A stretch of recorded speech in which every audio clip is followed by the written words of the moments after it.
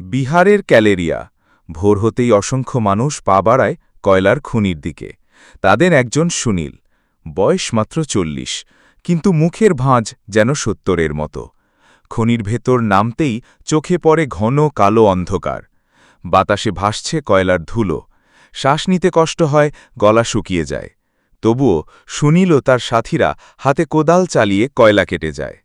প্রতি আঘাতে ধুলো উড়ে মুখ ঢেকে ফেলে, চোখ জ্বালা করে, কাশির দমকে বুক ফেটে যেতে চায়।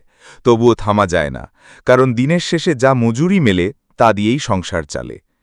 একটা ছোট্ট বিরতিতে সুনীল দেয়াদের সাথে হেলান দিয়ে বলে, এই ধোঁয়ার ভেতর কটা বছর আর টিকে থাকব জানি না, কিন্তু বাচ্চাদের স্কুলের ফি মেটাতে হলে এই কষ্ট চালিয়ে যেতেই হবে।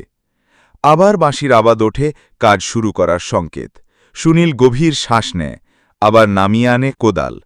অন্ধকার ঘনির ভেতর তার ঘামের ফোঁটা মিশে যায় কয়লার ধুলায়। এইভাবেই হাজারো মানুষ প্রতিদিন কালো ধোঁয়ার ভেতর নিজেদের জীবন জ্বালিয়ে কয়লার আলো পৌঁছে দেয় শহরের প্রতিটি ঘরে।